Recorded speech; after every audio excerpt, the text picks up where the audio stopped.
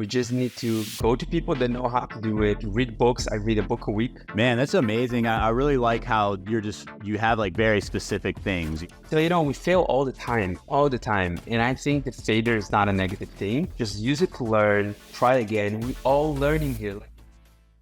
Welcome to the $1 Million Sellers Podcast. I'm your host, Nick Shucet. Today we have Matteo on the call. He's a relatively newer member of the group, but he's been around for a while, and he's got some great stats to mention for his business. He's 3x his business 3 years in a row now, and they're about to hit $20 million in revenue, which is pretty amazing, man. Congrats on that, Matteo. How's it going for you today, man? What's going on in the business? How was Prime Day? Let us know. Amazing. I actually don't even know too much about Prime Day because I'm in a phase of the business that I'm not looking at the day-to-day too much anymore. I'm just focusing on visually. So I did see the stats a little bit. Like I think we had 3x the normal amount of sales for 2 days of Prime, but we do zero promotions because we do arbitrage.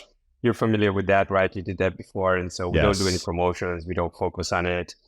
We see that the sales go down a little bit before Prime Day. The experience in the past has been it goes down a little bit after.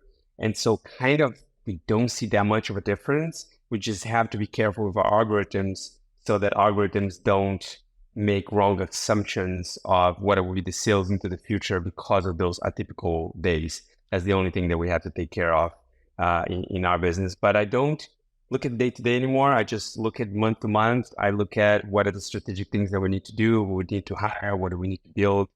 And I try not to get myself like with the ups and downs of Amazon that happens.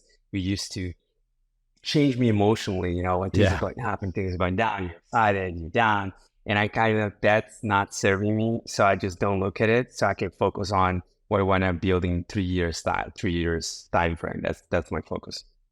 Nice. I like that, man. That's a good focus. I know it's something I've kind of always struggled with. And I still struggle with it, but I lean on something my executive coach told me, and she's talking about like flight plans. She's always making these good comparisons, and we can make all these plans, but like a flight plan, I think she said sticks to the route like 8% of the time. It was some like low number, right? So they make all these plans, but they always have to course correct. And I think guys like us, and it seems like you're doing a good job at this, we have to be there to course correct. We have a 3-year, 5-year vision, but when Amazon limits what we can send in or raises fees or whatever the hell they do to us, we've got to be in that position to react quickly and react properly, hopefully. So it seems like you're doing a good job at that. I'm still a little more like down in the minutia than I want to be. But man, it would be great to hear you kind of talk about, how you got to that point, right? Like, did you start out that way when you got into the business? Or was that something you kind of figured out, the hard way down, just going through the path of the business? For sure. So for the longest time, I did start my business with this 4-hour work week mentality. Okay. I had started way, way before, 22 years ago, buying, selling things online without a real company, just like, hustling, and making a living that way. And it was only in 2010 that I really decided to create a business after I read the 4-hour work week. And I was creating with this 4-hour work week mentality, but I didn't manage to scale it. So I managed to work very little hours. But as soon as I wanted to scale, there were a lot of things that depended on me. And I was trapped in this, always wanted to not be, working on the business instead of in the business. We all talk about it, but how do you do it? Right. And this was, I think, 2020 or 2021 that I read a book called Making Money Scaling Your Business. And it says that if you are in any activity that is money producing of your business, then you're bottlenecking the ability of your business to grow. And so I love that. And of course, there's more of those things in the book. And I realized for a long time, I was like, how can I replace myself? This is, I think, a lot of entrepreneurs have that difficulty. They're like, okay, sure, I should replace myself, but how? Like, it's expensive. Usually we're underpaid. If you really look how much somebody else would pay for us in another business, most of us are giving ourselves a salary that is below market rate. but we have independence, we have a great lifestyle, so I'm not complaining about that. But because of that, it makes it difficult to replace yourself. And so I was thinking, I thought, okay, I can't replace myself with one person, but can I replace myself with three? And so that kind of was a light bulb moment with this book, with the idea of replacing myself with three. So I had three different people in three different areas, one doing product research, one doing operations, and one doing finance, controlling, and accounting stuff and everything. And with that, I kind of removed myself from, it took longer than that. So it's hiring these people, training them, finding the right person for the job. Because before I was just hiring people that wanted a job. I started hiring the Philippines in back in the day in 2010, 2012. And I was just hiring somebody, look, I have the job you want it. And now, and this started in 2019 when my wife started helping me hire, that she created a recruiting company. It's like, who is the person that would love this job, that will kill at it? And we realized for product research, so you did arbitrage before, I had a light bulb moment. I thought like, this is a data analyst or a finance person because it's ROIs, it's cash flow, it's looking at all that stuff. And so I found a girl that was an engineer that was trying to transition to another profession. And she liked the idea. She really wanted remote as well. And she killed it. She became better and better and better. And today she's like incredible at it. And also because she's doing that 8 hours a day full focus, she actually can produce way more results than I could because I was doing it in a few hours a day, not full focus when I could. And that helped really, when I got out of all those functions that I was doing, even the small ones, it helped the business grow. And it was later, so I was still a little bit stuck in the business. And I talked to a guy that was doing, he took a company from 8 million in revenue to 20 million in revenue, which at the time was completely mind blowing to me, like 20 million, like seems like another universe. And today we're doing that, and it's super strange. And he said, it sounds to me that you need to buy back some of your time. And so one of the things was get an executive assistant, get a COO. So I got an executive assistant, I got a COO, and instantly, again, it got freed a lot of my time. The executive assistant actually freed almost as much time as the COO. I think now I hired as the 12th employee in the business. I think I should have done the 6th employee in the business. Okay. Because the advantage of an executive assistant is that it's a very flexible person that can do well, not perfect, a lot of different tasks. So all those little tasks that you don't know who to give to and you end up doing because you're a founder, that's one of the things that executive assistant is like taking off your plate and helping you not have to deal with a lot of little small things, including in your personal life. And so those two hires were amazing. And that's when I managed to almost get out of the business. And then I met with a consultant one day in whether I'm going to be coach is a famous guy called Cameron Harold. He wrote a book, Second in Command. And he said, come back to me when you have a strong leadership team. And I was like, okay, because I'm doing US, probably doing it as well, right? Lots of people in MDS are doing the US fraction, the way to organize the business. And so you have the leadership team. And so my focus was for the last year, have a strong person in each position in the leadership team. And that allowed me not to have to think about, the storage or the things that Amazon's changing around because they are all strong in their positions. And so I can give ideas, but often they're better at it, that thing that they're doing, that they're responsible for, they're better at it than I am. And so I'm still giving ideas. I'm still the bridge between MDS. They have a doubt. Sometimes I put it on MDS. This is one thing I love about MDS. It's such, 500 CEO brains there, always open to help. And so if I have a big problem, I often go and put the question there, hey, I have this problem, how do you solve it? And often you get like within hours, you get like responses. And then I take those responses back to the team and say, look, this is what people are saying. These are the ones I like. These are the ones that I maybe don't agree with. But I let them solve the issue because if I solve the issue myself, I rob them the possibility of growing into being the person that knows how to solve that issue. Right. And this way, the leadership team has become more and more mature to the point that now I can really, my best contribution is as the visionary of the business, is thinking, how can we get there in 3 years or 10 years? And I'm no longer the best contributor in terms of the individual functions of the departments. And this, it's a great moment that I'm enjoying it a lot because I actually enjoy to be a visionary. I don't enjoy do these different functions of finance and research and all that in the business.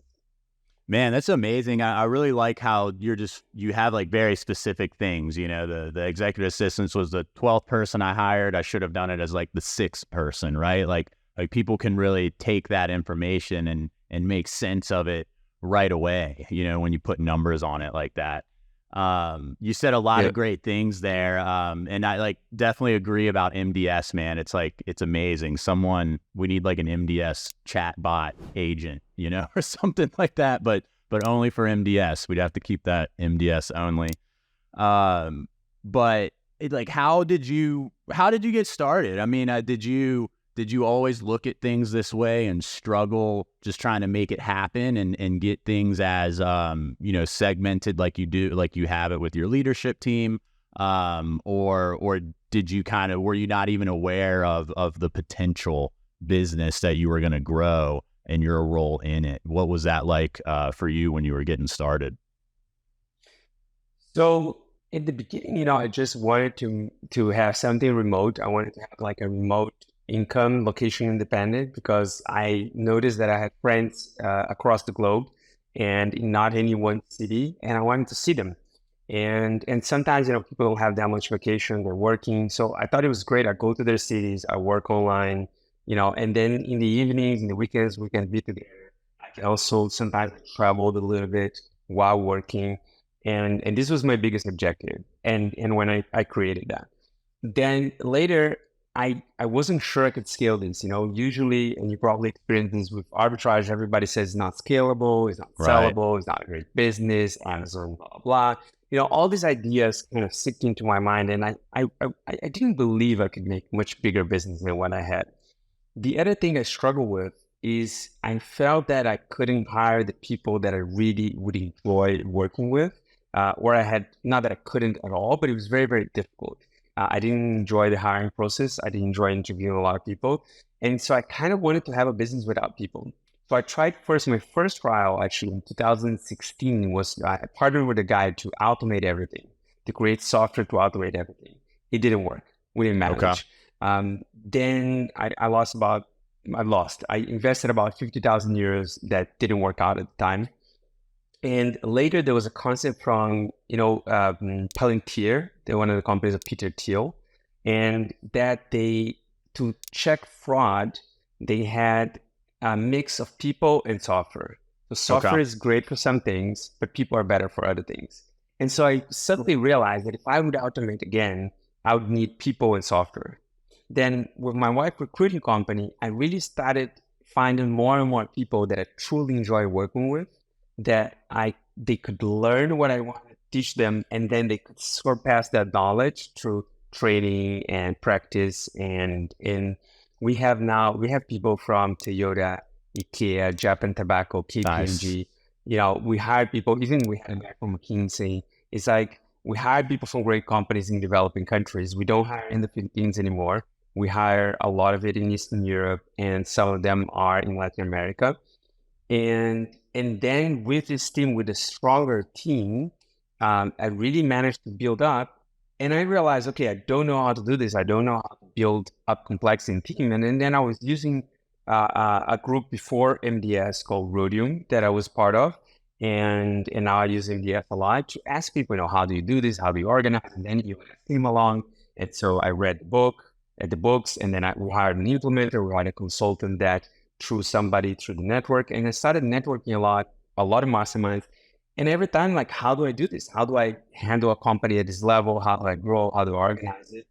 I joined Strategic Coach, for example. So I joined everything I could join to kind of learn the things that I could not see.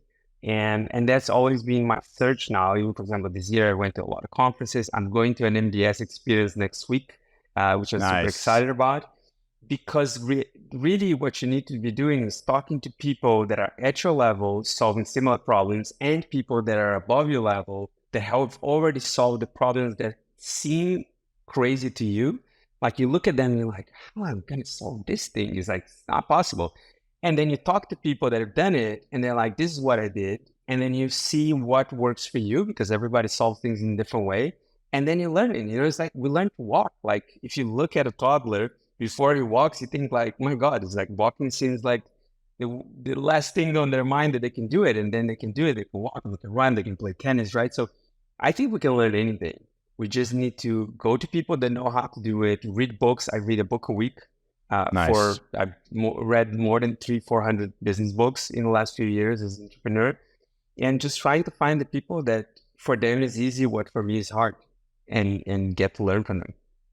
Yeah, it's great to be able to fill your mind with just good content, right? Like I don't read as much as I used to just because I'm busy. I just don't find the time to pick it up. But I've like the people I follow on Instagram or the people I'm friends with on Facebook, right? Like I'm only allowing good content, like positive content, to come into my mind, because I remember when I was reading regularly, it changes the way you think. You start to use different words, you communicate differently. You're able to solve problems a little bit faster. And my favorite that I really learned from Tim Ferriss was like asking the right questions to help me come to my own answer. And I think that's what a lot of entrepreneurs are good at, is just getting down to the right question that gives us that answer to allow us to take the next step. Totally. How does yeah, go for it. I wanted to say something about, because you said about being busy, and you probably heard this thing, like this idea, like your time is worth. I actually have a formula, if you want, on how I calculate how much is the time worth of an entrepreneur. Right. Nice. So most entrepreneurs, they look at the last 12 months and say, this is how much I made, this is how many hours I worked, and then you take a rate per hour. When I say it's like, yes, okay, but you also have a business that is worth something. So if you take how much is the business worth today, what is the theoretical multiple of profits that somebody would pay for your business? So let's say it's like 2.5, 3, 4 times yearly profit, right? And then you look 12 months from now, what would be the theoretical money that people will pay for your business? So you've made the income that you made in the last 12 months, or the profits that your business made, plus whatever difference in value your business has. Because entrepreneurs create value into the future. Mm-hmm. Now, if you're creating value into the future, if you look at your per hour is going to come like 4 or 5 times higher than what you think of your per hour by using the normal method. Now, this is one thing. So that shows you need to outsource a lot more of what you do. Now, a lot of people look at this only as a cost thing. Like if my hour is, I don't know, $1,000 and I can outsource some tasks for like $10 an hour, I should do it, right? But there's another component of it, which is even more interesting to me, which is energy. So if you take everything you do, you divide it in 4 quadrants, you have unique abilities, things that you're great at, you love them, they give you energy. And then you have excellent activities, you're great at them, but it doesn't give you energy. Then you have competent and incompetent, they remove your energy. Now, when you give away competent and incompetent, what happens, not only that per hour that a person you can hire is lower than your per hour, but also you're going to have more energy, you're going to be more excited about what you do, you're going to have better ideas. You're not going to burn out, because even when you're in excellent activities, what I realize is that you can burn out because you do them too much. You get tired of it because it doesn't give you energy. And so with that in mind, I've outsourced more and more and more and more so I can focus on what I'm great at. And for example, I start all my Mondays, complete free calendar. It's called the Focus Day, something they taught as a strategy coach. And it's just for thinking on what is the biggest thing I can do to change the game? That's the question I ask myself. Like, what is the biggest change? What is the big person that I could hire with the capability? What can I introduce into this mix of the business and change the game, right? And for example, last year, April, I did 2 choices. So I found a head of operations, and I realized our company needs to work like a car manufacturer.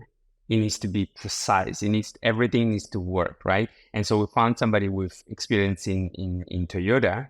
Nice. And she was heading our operations department. And suddenly we were ready to grow, and we doubled from 1 month to the other in September. The other thing I realized is like, okay, we need to automate some of the decisions because we have a lot of people in research, and we cannot 10x like 6 people to 60 people. How am I going to manage 60 people? How are we going to know that everybody's making a good decision? So we need to automate this. So we hired a developer. We started with like an entry-level developer, let's say, and to develop an MVP of a software that would make the decisions for us. And that went amazing. And that helped us grow tremendously at the end of the year. And all of that came from thinking in my focus day, what is the next ingredient I can introduce into it? So I would argue that when you're doing too many things, the problem is the value of doing things is much lower when you're the CEO than the value of thinking of ingredients, you things that you need to change in the business to kind of create those game-changing results and growth. Nice, man. I like how I like that you mentioned the energy quadrant. Like, I think this is something I've seen come up in conversations and kind of a way I've really started to think of myself and like people. But like, there's this kind of what seems like intangible thing, this energy that impacts all of us. And I think we see it like if you're really into soccer, right? Like, soccer is your thing. When you go play soccer, like, you're probably super motivated to do it.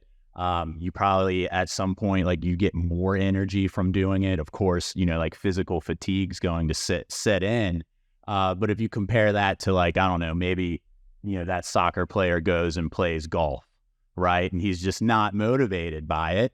It's a slower paced sport, so it might be less physically demanding, but if he's bored as hell and doesn't want to be there, he might get tired, So it's, I think that's starting to come to like the forefront. And I think it's guys like us who are really kind of blazing that trail as we say, like, kind of things that don't make sense to like maybe my parents or my grandparents, right? Like, oh, you should do what you love, focus on what you like, delegate that. And it's cool to see that shift happening. Have you ever gotten it wrong, right? Like, have you gotten it wrong, hired someone, it didn't go well? You mentioned the software thing in the beginning that didn't work out well. What are some other things you've encountered where when you reflect on them, you would have done it a little bit differently? Well, we definitely hire wrong. It happens, right? But I think that we are around 85 to 90% success rate with our hiring. And so, and I think that's kind of the gold standard. So I don't know if you can do that much better than this. Things that we got wrong, but it's difficult because some things that I got wrong, like, for example, when I hired, I didn't hire exactly. I partnered with a guy to help us automate the business in 2016. And so I spent about 50,000 on that, and that didn't work out. And for the longest time, that seemed like a failure to me. That seemed like, I made a mistake. I was a little bit afraid about code and about investing in technology. I'm not sure if you've seen Nabal's Revikant, How to Get Rich Without Getting Lucky. It's one of the best contents I've ever seen. And he talks about leverage and the different types of leverage, and one of them is code. And so when I heard that again, I realized, so he talks about 4 types of leverage. You have people, capital, code, and media. And so, for example, your podcast, that's media. You do it once, it can be replayed with no cost of replication. And then code, like the software that we have, people, the people that you can hire, and capital. And so I realized, like, I've done people, I've got better at people. In the beginning, I was really bad at it. And so I made a lot of mistakes. But then I got better and better and better. And now I think we're really good, although I keep trying to get better at it because it's such an important part, the main part of a company, because everything is done by people. Even code is done by people, right? Right. And then I done capital, but if you do too much capital, you put yourself at risk. If you have like too many millions of dollars, in loans and in proportion to what you have equity in the business, something goes wrong, you still owe that money. And I want to default on anyone. And so there's a limit to how much you get capital, then the risk starts increasing. And so I realized, okay, there's coding media, and I thought about it for months. I was like, okay, what do I need to, which one am I going to go for? Am I going to go to media, try to do a podcast or a course or something like that? Or am I going to try coding, try to automate this thing again?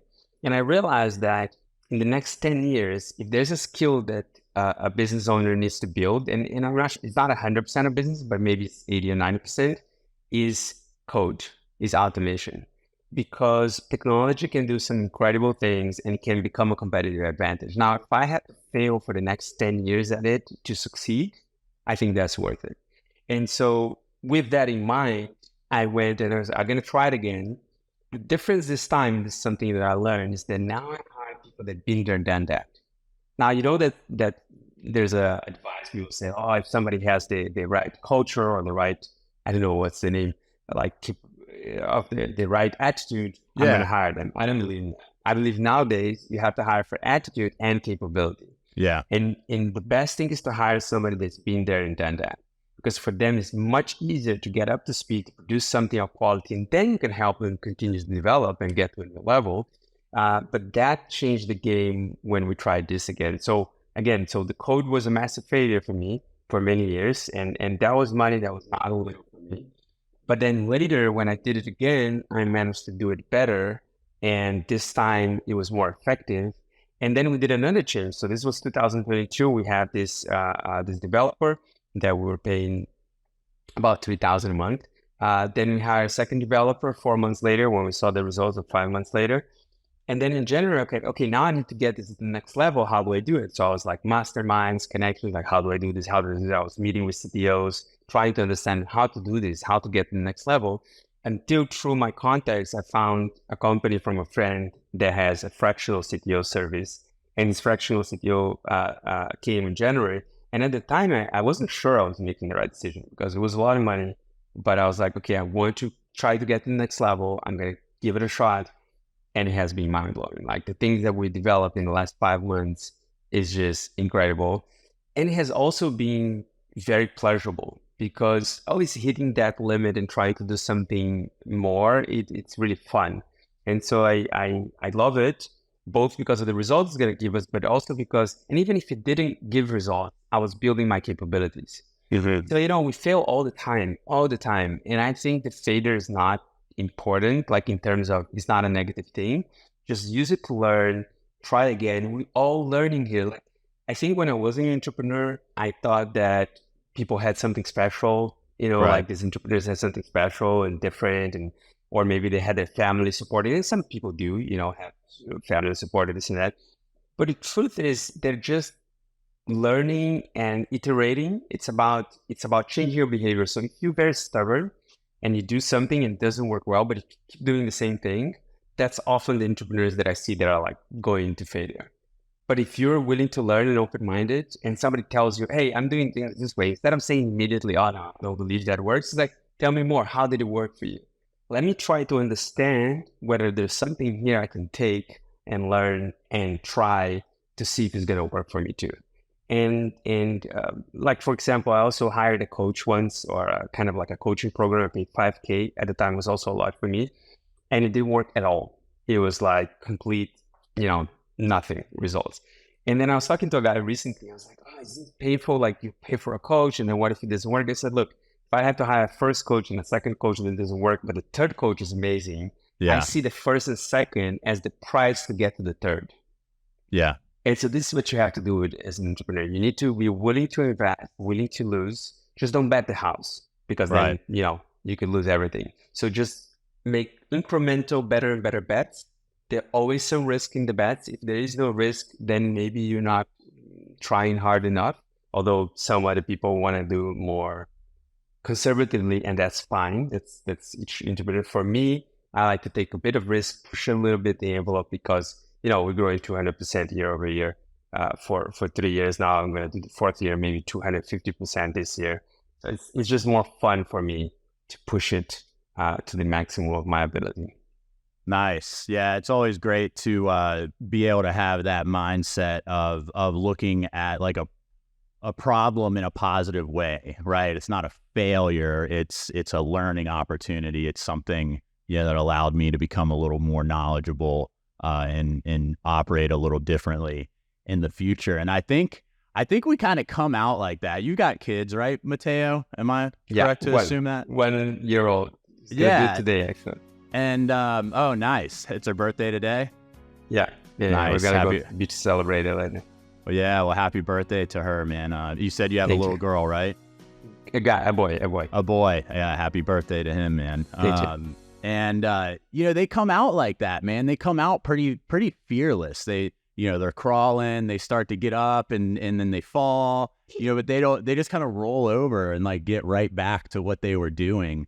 And I think that goes back to like information, right? And the content we choose to allow into our minds starts to frame the way that we look at some of these, failures or, whatever we start to call them. But I've got 4 kids, and like all of them, they fall, Four. they get, Amazing. yeah, I got 4, man. They fall, every single one of them, they fall, they get back up.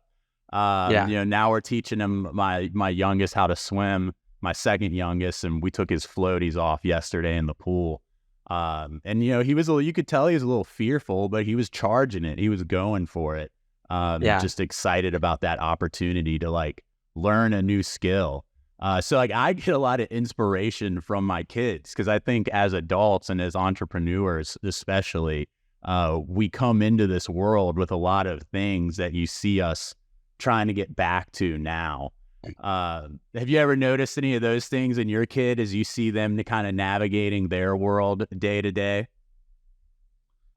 Yeah, I think it's beautiful for me how much happiness and enthusiasm he has on the smallest things. There's a quote from, and I'm not religious, but it's a quote from the Bible that I love, and it says, "To enter the kingdom of heaven, you must be like children." Mm-hmm. And the idea is that children see the things as for the first time, so they can enjoy a little sounds, images. Like he's constantly like boo boo boo boo with Yeah. his lips, and enjoy yourself. And I think that we all have to learn that in terms of enjoying life, enjoying the little things more and more. Because there's another thing about this entrepreneurial life that I think I saw it completely wrong, let's say, or at least different than how I see it now, is that I thought it would solve some kind of problem, some kind of emptiness, some kind of need for life. But the truth is, life hasn't really changed that much. Mm-hmm. It's nice to afford things for sure. And it's nice to have some autonomy. Um, but the truth is, if I'm going to be unhappy, I can be unhappy as a millionaire. I can be unhappy as a poor guy. It doesn't really matter. You can be unhappy for anything, for the weather, for health, for the bus being late, or the plane canceling on you, or a holiday going wrong.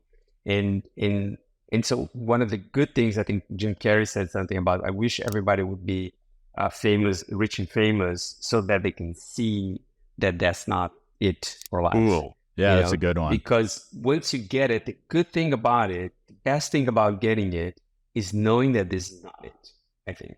Because then you kind of stop putting all your energy towards just success for success sake, for money, because you think it's going to solve your problems. And then you take a lot of that energy and you say, how can I live beautifully? That's what I try. So how can I be open and loving? How can I help the people that I work with develop themselves and realize themselves? And how can I just create beautiful relationships and beautiful things? And that is way nicer at whatever level you are than just struggling for making more money or creating a bigger business. I think that was the biggest insight for you. Yeah, that's an amazing perspective, man. And it's so cool to have so many of these different vehicles, right? And when I say vehicle, I'm thinking of like Amazon, right? Where we can kind of nurture that side of ourselves and have some financial reward, free up our time. And then, I think a lot of us, we truly do just want to try and make the world a better place and, leave people happier than, they were when we crossed paths with them, and empower the people around us. And that's one of the great, I think, outcomes of having some success as an entrepreneur is you can shift your focus from money to those other things. I'm sure some of us get caught up in the money, and that's fine. If that's your thing, that's your thing. But I know for me, as like a father, husband, like I want to get back to enjoying life and being outdoors and enjoying my hobbies and things like that. And it seems like you guys have you've got a great relationship at home with your wife. I mean, she's really able to help you find some of these people that allow you to focus on the things that you want to focus on. Can you talk to us a little more about, her service and what you guys offer, and maybe a little bit about the process too, if someone wants to give it a shot on their own? For sure. So I think that, the problem when I was doing my own recruiting is that you need to kind of like study recruiting. So there's a book that I highly advise called Top Rating. Is one of the best books on recruiting and creating your own recruiting way. So you need to study it. Then you need to create a funnel. And for each part of that funnel, you need specific people. So for example, if you're going to, look at 300 CVs, you need somebody that knows how to look at CV and is also can do it, because first of all, I can't look at 300 CVs. Usually when in the past, I was looking at 15 and then I was dead. And then I would choose somebody from those 15, and then they really have to go until they find someone. And if they don't find the right person, they will just go on and on and on. And so she created a service based on top grading and then later other recruiters and other things that she learned. And she has a team of 5. And they have a service, the company is called retalentagency.com. And I think that they do a service that saves you time that's very difficult to do as an entrepreneur and a company that is not a recruiting company, which goes out, posts the jobs in multiple places, also goes into databases, calls people to apply for the job, and then filters, do they really have the English that they said they do? And they do a lot of vetting. They do then a 30-minute interview to make sure that this is the right person and they like the person that they think fits the core values of the company. I think it's super important to have core values, because a lot of people are hiring as a good person, a good employee is a good employee, a bad employee is a bad employee. And I don't think it goes like that. I think it's like you need to find the match. And core values part of it, and then capabilities another. So you want somebody that matches the core values and has the capabilities that you're looking for in that moment for that role. And so you need to be crystal clear about who you want, and then they go and do the best they can to get the best person in front of you. And usually about 50% of the people they put to us, we hire. So we still have a job at the end of really making that choice. Does this person really fits our value? And only 90%, well, only, it's like, it's really good, but 90% of those people work, and some people it doesn't work. And that's okay too. When it doesn't work, I don't say like, oh, you're a bad person because it's like, hey, it's not working, and so he's not going to be good for you. It's not going to be good for us. Let's stop here, and like let you go and look for something else. And so I think they do a tremendous job that is very difficult to replicate for entrepreneurs. It's been very helpful for us. There were others in MDS. I knew them as well. But then it also comes to personal preference. Some entrepreneurs might want to hire on their own. If you're really, really in the beginning, you might not have the money to use a recruiter. That's okay too, that you do it yourself. What I do think is that finding the right people is probably the number one ingredient for us for growth. And this is through a recruiter or through yourself. It's just finding the right people is really, really, really important, because the right people are going to learn what you teach them, and then are going to surpass those skills with time as they do better and better and better. And then there's the great teamwork. They're going to add to you. You're going to add to them. It's a win-win. And then they're going to grow with you. So I see when people are in the second year and the third year, it becomes magical how much contribution they can bring and how much contribution we can bring to their lives. We had people that we're paying them 3 times what we were paying them when we hired them 2 years ago. Nice. So we have people that grew really, really fast. It really depends on how people increase their skills, what positions are available for them in the company. And hiring developing countries is another thing that is, I think, game changing, is that so there's lower taxes there, lower cost of life. If you travel around to like Argentina, Brazil, all these countries, Indonesia, the cost of life is lower, tax is lower on their salaries. And so that already allows you to have a lower cost for you as a company. But also I think that if you create a great culture, which in the US is more common, it's not everywhere, but it's more common, and online businesses like ourselves are a little bit in the forefront of what you can create in the workspace, people are more thankful for that job and to work for a great company, and they're more likely to stay for longer.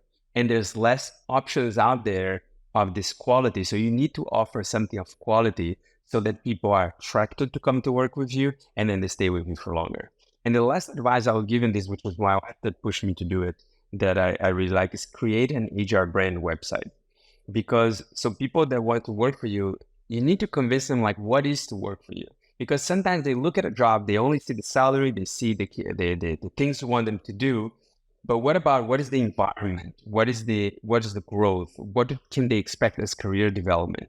So the big companies, they have all that, right? I don't know, if you Nike and this, they might go to the universities and they might pitch themselves to students. We small companies, we're not doing that. Yeah. So today, actually, I just re-recorded our greeting video on our brand website so that they can upload a new video to help people understand what it means to come to work with us so we can attract and later retain better talent. And talent is everything because great people can help you produce great things and great results. Man, that's some great advice. Like, thanks for laying all that out. I mean, I think there's a lot of value in just having that information. And, from my experience, I would say if someone is thinking about doing it themselves, if you have the money, hire someone, because it's not something you want to go fast, right? Like, you want to slow down, you want to get to know these people, make sure they know your business, what work's going to be like, because it's so terrible. It's such a bad feeling when you onboard someone and then you lose them, whether they didn't work out or they quit, like whatever the case may be. It's really worth it to put that effort in up front. I can't remember where I heard it, but it's really changed my perspective on hiring and how we approach it now. Because I used to look at it as a function of the human resources department, and now I look at it as a function of the marketing department to find that person and build that funnel. That's worked out really well for us. And that really clicked with me, Matteo. I think you'll appreciate this coming from the arbitrage background. When I was looking for products to sell, the first thing I looked for, it wasn't like positive indicators, it was negative indicators. Why wouldn't I want to sell this product? Why shouldn't I buy this product? Because as soon as you get, like, maybe you don't sell anything that Amazon's selling, right? So nothing else on that detail page matters to me if Amazon's a seller on it, right? And now that's kind of how we like built our core values and our job descriptions. I'm like, hey, here's who we don't want, here, and let's make sure like that's clear in here somehow by the words you use or, the way you say things, something like that. Unfortunately, we have a writer now who can, do her thing with those ideas that I have. But man, yeah, we went from rushing hiring up until this year, really. Now we do like 3 interviews and, we take it really slow. And then we fire fast. We hired an EA and fired her the same day. Really? Unfortunately. Yeah. Wow. We don't do the fire fast thing. That's something. Yeah. So one thing we do hire for value, not for cost. A guy said this in one of our masterminds, and I was thinking about it a lot. And so we say, this is how much we think this role should pay or in the marketplace. But we tell the recruiters, if you find something to up twice that amount, if you think there's value there, let us know. Yeah. Because we hire for value, not for cost. So we talk about it all the time, hiring for value, not for cost. And then we don't fire fast. We had some of the best people that join our company become good in the 3rd month. So I actually believe that most people want to be great. If they were hired for the right job, if they have the core value fit, if there's no core value fit, we don't fire fast. But if there's a core value fit and they were hired for the right job, I want to make sure that we give them the chance to succeed. And I don't know, I think that it's different ways to do this. And I was actually thinking to start implementing more of that until I talked to an MDS guy in the beginning of the year in the Chamonix thing in France, the retreat, the ski retreat. Oh, and yeah. He said, are you sure what would happen to your culture if you start firing fast? And I was like, oh, wait a minute. And then I realized that. And so I talked to my leadership team. And so sometimes we give a person a chance in another department if we think that maybe their skills and capabilities would be better elsewhere. Sometimes it's training, sometimes it's feedback. And I would say that most people manage to improve their productivity quite a lot. The only ones that will always end up firing is when there's no core value fit. Like I'll say 98% of the time, there was a problem with core value fit. And that's something that we should fire. So yeah, we hire slow. Actually, instead of hiring fast and firing fast, we hire slow and fire slow. Yeah. So we hire slow. So the other thing I say is like, do not hire if it's not a perfect fit. So it doesn't matter how much we need a position, we do not hire if it's not a perfect fit. I don't care. Yeah. Because I prefer to have the right people for the long term than to like patch a problem that then becomes like a bigger problem later because you have somebody that does not really fit the culture of the company. Right. Yeah, I think we got fooled by just a really good interviewer, and I think she just didn't quit her other job like she was supposed to. How? Just like the response time. Yeah, it was like, immediate red flags. But I think that's like my learning curve, Matteo, is if we think of it as like a pendulum that's like swinging from end to end, I used to do it way too fast. And now I'm over here, trying to slow down on the hiring and make sure we don't put energy into someone who's not going to really give value in return. So I'm kind of far over on this end now on the fire fast, and I'm sure I'll kind of dial it down a little bit as I just learn, right? Like we talked about earlier, trying something new is going to have that learning curve. And it's just part of the learning process, right? So now I can see some red flags that it's like, I don't know, we need to act pretty quickly on this one. But at the end of the day, man, like I'm a big believer in people. I think anyone can change.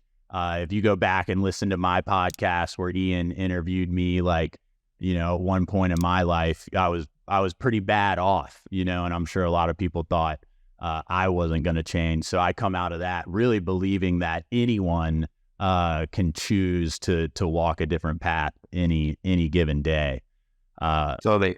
Yeah. Totally. I agree with you. And I also think entrepreneurship has this interesting thing that you don't really know what's right. Like I don't know that the way I'm doing is the best one. I know it seems to work because there's so many ingredients in the soup, right? That you don't really know where the taste is coming from. That's the thing with entrepreneurship.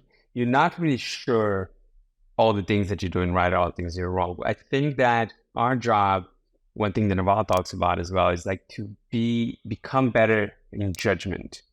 So you kind of like have to make those decisions, we're going to go this way, we're going to go that way. And you need to try to improve how well you make those decisions, but you're never going to reach perfection. And so it constantly is that thing about iterating, is paying attention what others are doing and the arguments for it. And then rethinking, hey, should I continue doing it this way, or should I try a little bit the other way and see what kind of results it brings me? And the other thing is that I do think that different entrepreneurs can make different things work. Mm-hmm. So, it's like somebody has a hard culture, a culture of competitiveness, and that might work for them. There might be companies that are very successful with that. And others might have a very different culture, not of competitiveness, of positivity and everything, and that might work for them. But that doesn't mean like you take the same entrepreneur, you switch them company, and they would want to like themselves, they're like, oh, what is this? I don't enjoy this. And then the company might implode because they didn't enjoy it. So you need to create an environment where you feel good with that environment and with the choices you have to make, I think. Yeah, that's a great tip, man, because I think the theory is that you'll attract, like-minded people into your organization and they'll stick around. So yeah, I definitely think I agree with you on that. It's a great way to look at it. There really is no right or wrong, really, right? Like it's just we're all here figuring it out and trying to navigate it with like-minded people. And I think that's what we're trying to do in our business. We're not as big as you are yet, but we're our projections and stuff, like we're trying to grow pretty aggressively more on the private label side while we maintain our wholesale business. So yeah, people are important to making all that happen. For sure. Matteo, before we wrap up, man, why don't you let the listeners know where they can find out more about that service that your wife offers? It sounds like a great one, so they can go and check it out. Sure. So it's readtalentagency.com, and you can book a call with them, and it all starts with a call, and then you have to define the role for them. They go and check what's the salary, and I don't know, I really recommend it, and it's to try, have a call. And depending what you're looking for, they will tell you honestly what roles they can look for, what roles they don't think they're the best ones for that role. And so yeah, that's her service. Yeah, and then you can have Trustpilot. You can read the reviews. Nice. I had a few ex-employees of different companies that wrote them a 1-star review, but you will see if you see the reviews of clients, you'll see that people are pretty happy with our service. Nice. All right. Well, yeah, that'll be down in the show notes, so you guys can go check out that link and hit them up on the website and chat with them. Amazing. Thanks for coming on and just sharing your story and what's been working for you in the business. Thank you, Nick. It was great to be here. I just hope that this kind of podcast just, inspired entrepreneurs to improve their businesses, to create better jobs, to create jobs where people are satisfied. I think that's really a force for change. Creating great products too, where people want products and they're buying stuff, but also creating great work for yourself and for the people you work with. I think that's an incredible benefit. It's like one of the most important things. I think it's a great way to impact the world. Say that. Yeah, Absolutely. Thank you, Mateo. amazing. Thank you, Nick. Have a great day.